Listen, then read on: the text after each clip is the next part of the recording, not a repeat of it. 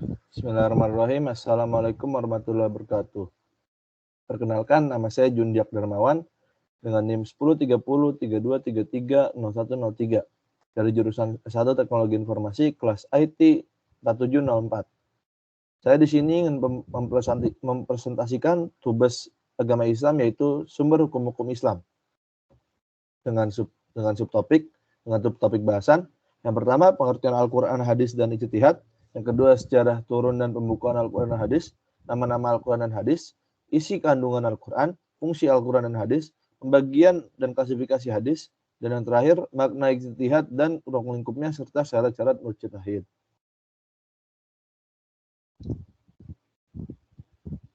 Yang pertama, pengertian Al-Quran. Al-Quran secara bahasa yaitu yang berarti bacaan. Dari bahasa Arab yaitu qara'a yaqra'u. Secara istilah, Al-Quran merupakan kitab yang diturunkan kepada Nabi Muhammad SAW yang berisikan hukum Islam yang mencakup masalah-masalah politik, fikih, akhlak, ibadah, dan ilmu pengetahuan yang sangatlah luas dan tidak pernah ketinggalan zaman.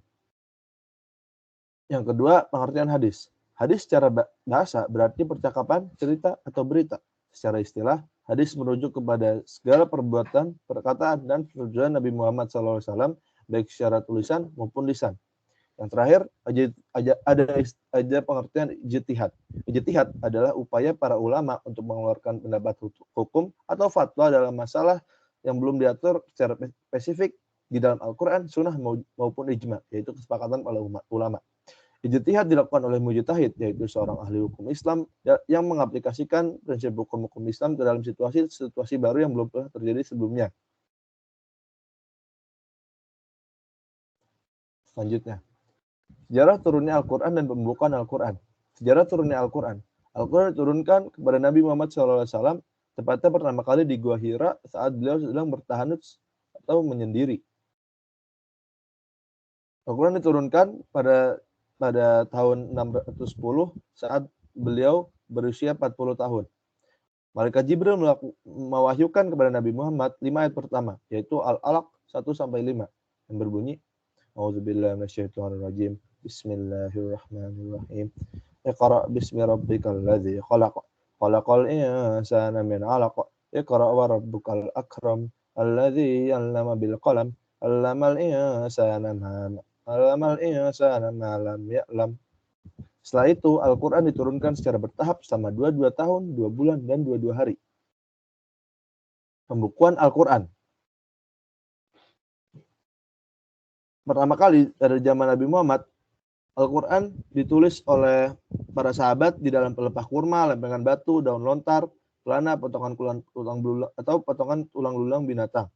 Al-Quran pada masa itu belum menjadi satu mushaf, yaitu masih tersebar di mana-mana. Setelah Nabi Muhammad SAW masih hidup, beberapa sahabat yang pandai membaca dan menulis itu ditugaskan untuk mencatat setiap Al-Quran yang turun. Dan salah satu sahabat yang bertugas sebagai penulis Al-Quran yaitu Zaid bin Sabit. Selanjutnya, pembukaan Al-Quran mulai dilakukan di era Khalifah Abu Bakar radhiyallahu anhu, yakni setelah Nabi Muhammad wafat. Ini gara-gara munculnya kekhawatiran akan punahnya Al-Quran. Hal ini disebabkan banyaknya penghafal Al-Quran yang gugur saat berperang melawan kemurtatan dan nabi palsu. Oleh karena itu, Umar bin Khattab radhiyallahu anhu mengusulkan kepada Khalifah Abu Bakar untuk membukukan Al-Quran. Mengenai usulan ini, pembukaan Al-Quran pun dimulai pada masa Khalifah Abu Bakar. Kemudian Khalifah Abu Bakar mengumpulkan semua yang telah ditulis oleh para sahabat di era Nabi Muhammad SAW dan dikumpulkan dan ditulis menjadi satu. Setelah itu dilanjutkan oleh di era Khalifah Utsman bin Affan, yaitu memperbanyak mushaf tersebut dan mensebarkannya karena luasnya wilayah Islam saat itu, disebarkannya ke berbagai wilayah.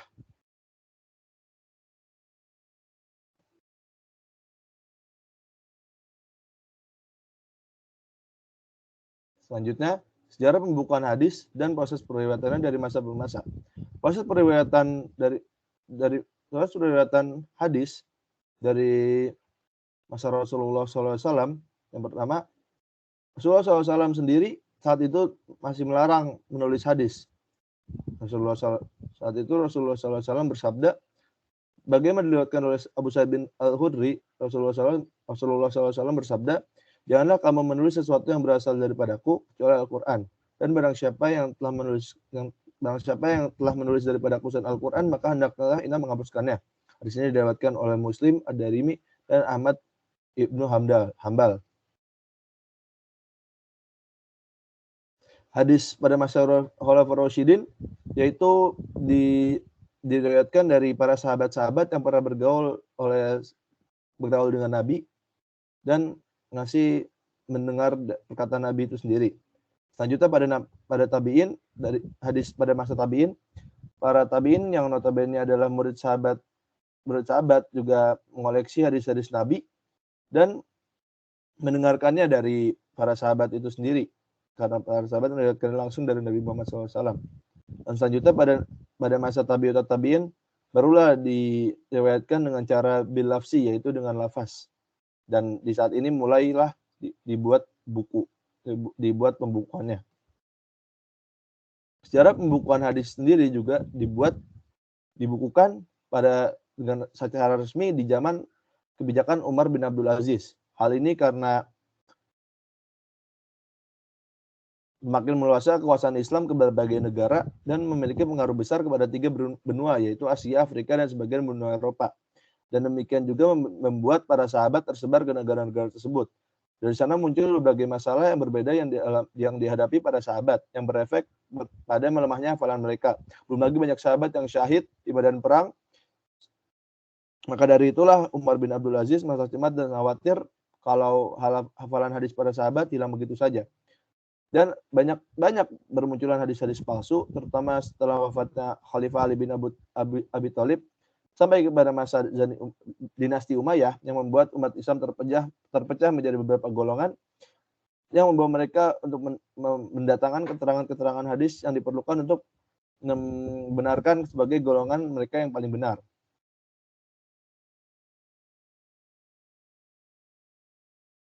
Selanjutnya nama-nama Al-Quran.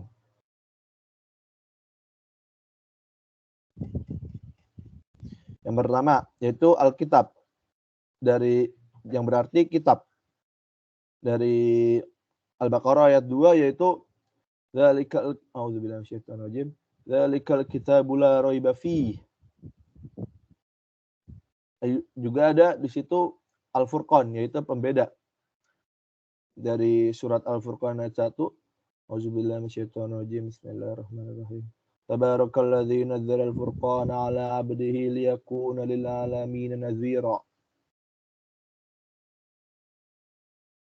Selain itu juga ada Al-Bayan yang berarti nasihat atau penerangan, ada juga An-Nur yang berarti cahaya, ada juga Al-Qalam yang berarti perkataan, ada juga Al-Mau'idah yang berarti nasihat atau penerangan, ada juga Al-Hakim yang berarti hakim, ada juga Al-Balagh yang berarti penjelasan, ada juga Al-Busyra yang berarti kabar gembira, ada juga Al-Hikmah yang berarti hikmah, ada Rahmat yang berarti kasih sayang, ada Ar-Ruh yang berarti ruh, dan ada Al-Basair yang berarti bukti.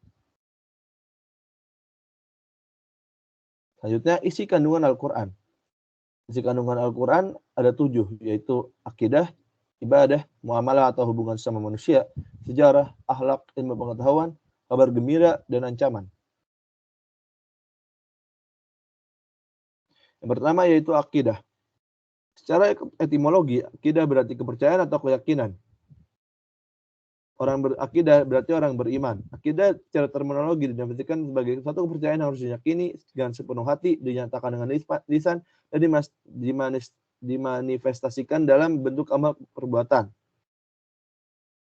Al-Quran banyak menjelaskan tentang pokok-pokok ajaran akidah yang terkandung dalamnya.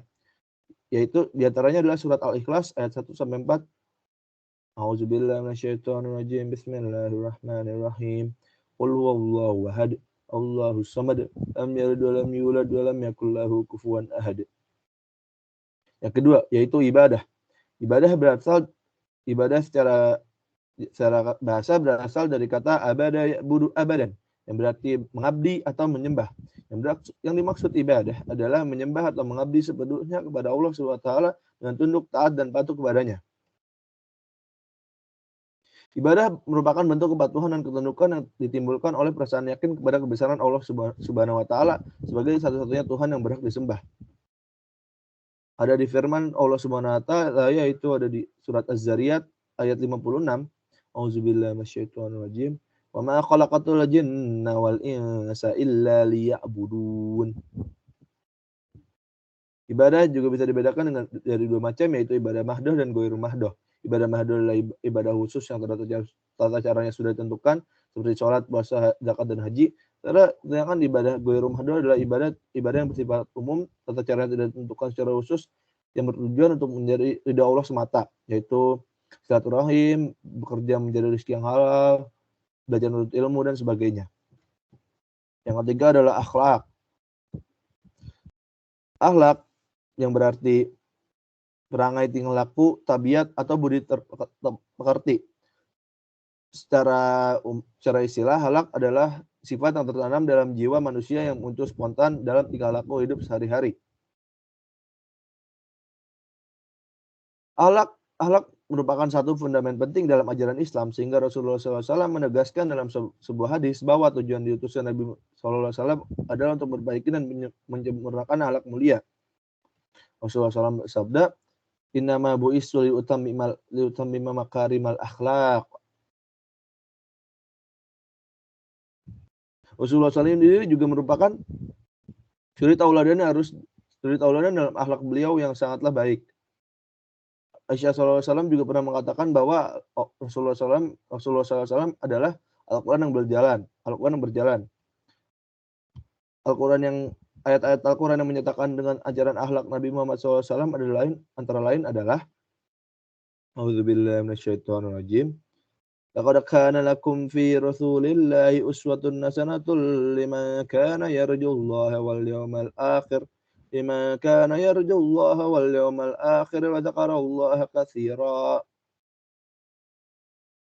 Yang keempat yaitu muamalah atau hubungan sama manusia. Muamalah ini atau hubungan satu manusia, atau juga bisa dibilang hukum ajaran Islam, juga banyak memberikan ketentuan hukum yang harus dijadikan pedoman dalam menetapkan ketentuan hukum baik secara global atau terperinci. Contoh ayat Al-Quran yang berisi ketentuan hukum antara lain adalah A'udzubillahi minasyaitonirrajim. Ya ayyuhalladzina amanu innamal khamru wal maisiru wal ansabu wal azlamu rijzum min amalis syaitan fajtanibuhu la'allakum tuflihun. Di surat Al-Maidah ayat 90. Ketentuan hukum yang dijelaskan dalam ayat Al-Quran yaitu meliputi hukum perkawinan, hukum mawaris, hukum pidana, hukum perdata, hukum jual beli dan perjanjian, hukum tata negara, hukum makanan dan penyembelihan, dan hukum peperangan. Yang kelima adalah sejarah atau kisah umat masa lalu. Isi kandungan Al-Quran juga berisi sejarah atau kisah umat pada masa lalu. Sejarah atau kisah-kisah tersebut bukan hanya sekadar cerita, tapi melainkan untuk diambil hikmahnya atau ibrah pelajaran bagi umat Islam. Allah berfirman dalam surat Yusuf ayat 111 yang berbunyi A'udzubillahi minasyaitonirrajim. Laqad kana fi qasasihim ibratal liulil albab ma kana haditsan yuftara walakin tasdiqal ladzi baina yadayhi wa tafsila kulli syai'in wa hudan wa rahmatan liqaumin yu'minun. Yang keenam, ada dasar-dasar ilmu pengetahuan, sains, atau teknologi. Isi kandungan Al-Quran juga memuat ilmu pengetahuan dan teknologi. Al-Quran juga disebut adalah kitab suci ilmiah. Banyak ayat Al-Quran yang memberikan isyarat-isyarat ilmu pengetahuan, sains, dan teknologi yang bersifat potensial untuk kemudian dapat dikembangkan guna kemaslahatan dan kesejahteraan hidup manusia. Dalam firman pertama yang diturunkan oleh malaikat Jibril kepada Nabi Muhammad SAW, yaitu Al-Alaq, di ayat pertamanya yaitu Iqra bismi rabbikal ladzi khalaq, yaitu disuruh Allah menyuruh Nabi Muhammad untuk membaca. Membaca adalah salah satu faktor penting dalam proses belajar untuk menguasai suatu ilmu pengetahuan. Ini mengindikasikan bahwa Al-Quran menekankan betapa pentingnya membaca dalam upaya mencari dan menguasai ilmu pengetahuan. Dan yang terakhir adalah kabar gembira dan ancaman. Kabar gembira bagi orang yang percaya dan mau mengamalkan isi Al-Quran, dan ancaman bagi orang yang mengingkari. Tidak ada keraguan dalam Al-Quran dan kitab suci terakhir ini akan selalu relevan dengan segala waktu dan tempat.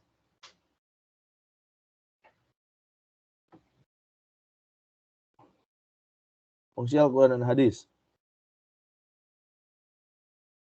Fungsi Al-Quran terdiri dari 4, yaitu hidayah, peringatan, syifa atau obat, dan rahmat.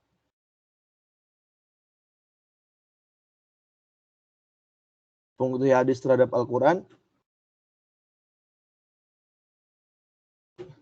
terdiri dari 4 hal, yaitu bayan takriri, bayan tafsiri, bayan tasyriri, dan bayan tagyir. Bayan takrir yaitu adalah atau bayan takkidi adalah menetapkan dan memperkuat apa yang telah ditetapkan Al-Quran, yaitu dari hadis riwayat Muslim yang berbunyi, jika kamu sekalian melihat ru'yah bulan, melihat ru'yah atau bulan, berpuasalah. Jika melihat ru'yah atau bulan, berbukalah. Hadis ini mempertegas ketentuan ayat Auzubillahi minasyaitonirrajim. Faman syahida minkum asy-syahra falyasum. Siapa yang menyaksikan pada waktu itu bulan, hendaklah ia berpuasa. Bayan tafsiri adalah memberikan tafsiran atau rincian terhadap soal-soal yang telah dibicarakan oleh Al-Quran. Contohnya hadis riwayat Bukhari dengan tata cara salat yang berbunyi, salatlah kamu sekalian sebagaimana engkau sekalian melihat aku salat.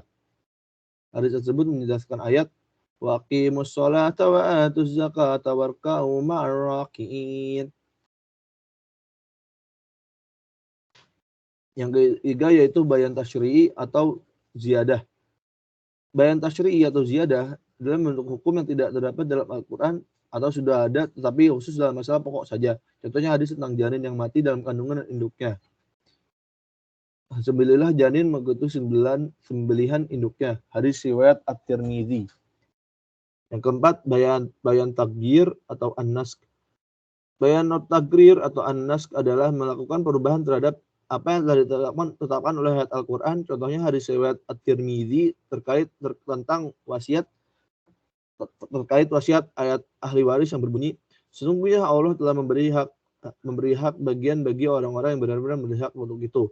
Makanya tidak ada wasiat bagi ahli waris. Hadis ini berfungsi untuk menasak ketetapan Al-Quran yang berbunyi, Auzubillahi minasyaitonirrajim. Kutiba alaikum idza hadara ahadakumul mautu in taraka khairanil wasiyatu lil walidaini wal aqrabina bil ma'ruf haqqan 'alal muttaqin.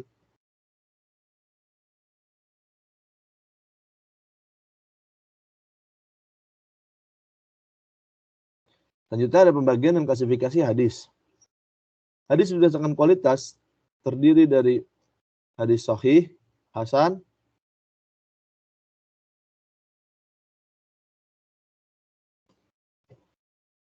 hadis berdasarkan kualitas terdiri dari hadis sahih, hasan, dhaif, dan maudhu, yaitu hadis palsu. Pertama hadis sahih, yaitu hadis sahih adalah hadis yang paling bagus kualitasnya atau bisa dibilang paling benar. Sahih secara bahasa berarti sehat, sempurna, selamat, lengkap, sah, atau legal. Dari definisi yang disepakati oleh ulama hadis, yaitu dinyatakan hadis-hadis sahih adalah sanadnya bersambung, perawinya adil, perawinya dobit, tidak syad atau janggal, tidak berilat, ghair mu'allal.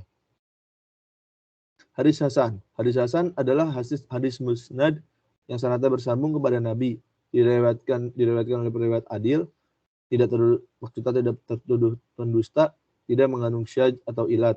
Tetapi dia terdapat dalam sanad ada yang kurang dobit. Nah, perbedaan dari sahih dan hasan yaitu dengan dobitnya, yaitu kekuatan hafalan.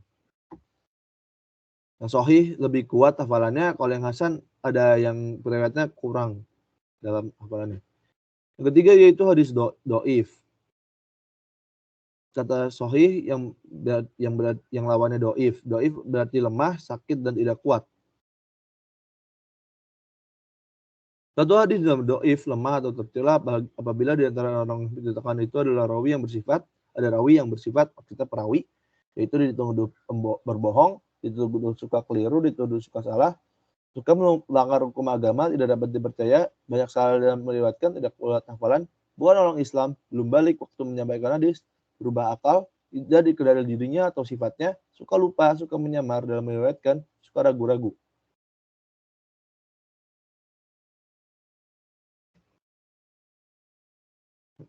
Ya, dan yang terakhir ada hadis maudhu, yaitu hadis palsu. Selanjutnya ada hadis dari segi penyandarannya.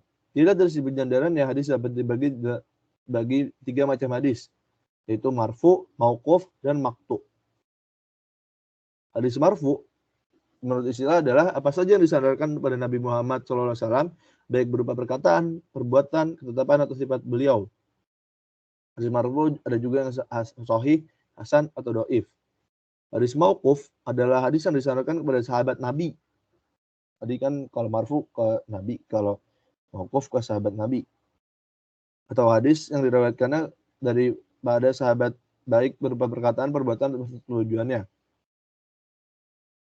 Dari segi bahasa, mauquf berarti berhenti.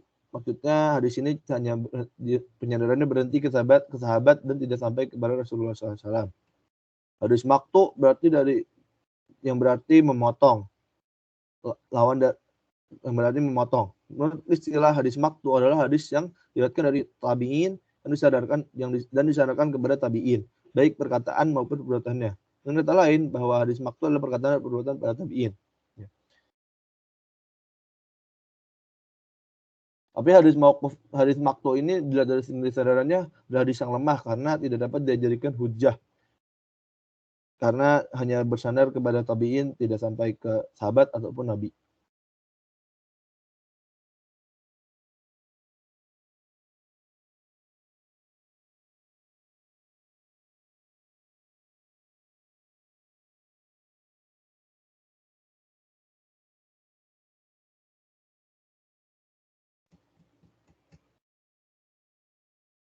Selanjutnya ada ruang lingkup ijtihad. Dilihat dari sisi ruang lingkup, ijtihad dapat dibedakan menjadi 2 kategori, yaitu al-masail al-furuyah ad-doniyah, yaitu masalah-masalah yang tidak ditentukan secara pasti oleh nas Al-Quran dan hadis. Hukum Islam tentang sesuatu yang ditunjukkan oleh dalil doni atau ayat-ayat Al-Quran dan hadis yang satu doni mengandung banyak penafsiran sehingga memerlukan upaya ijtihad untuk sampainya pada ketentuan yang meyakinkan. Yang kedua, ada al-masail al-fiqhiyah al-waqaiyah al-mu'asyirah. Al-mu'asyirah, yaitu hukum Islam tentang sesuatu yang baru yang sama sekali belum ditegaskan atau disinggung Al-Quran, hadis maupun ijma' para ulama.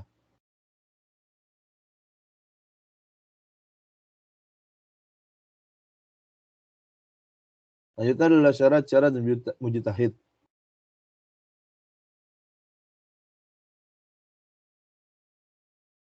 Syarat-syarat mujtahid yaitu yang pertama menguasai ilmu bahasa Arab. Karena Al-Quran berbahasa Arab dan as-sunnah diucapkan oleh Nabi juga berbahasa Arab. Ahli usul fikih sepakat bahwa untuk menjadi mujtahid atau melakukan ijtihad diperlukan kemampuan untuk menguasai bahasa Arab.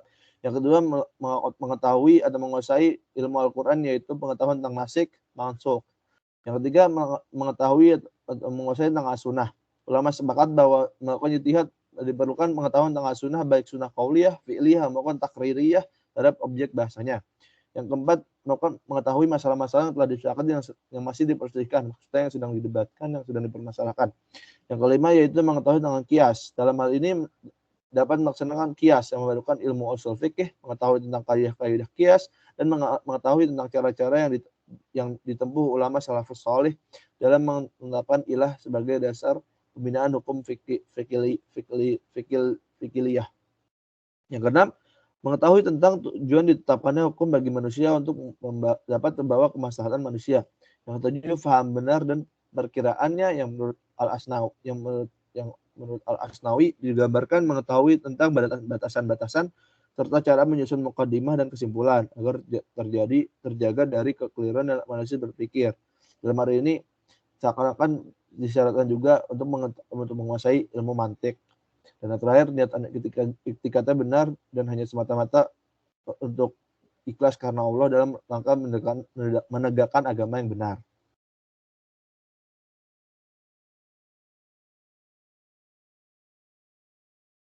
Mungkin sekian presentasi dari saya hari ini. Syukran, terima kasih. Apabila ada salah, datang dari saya. Apabila ada kebenaran, datang dari Allah. Sekian, terima kasih. Wassalamualaikum warahmatullahi wabarakatuh.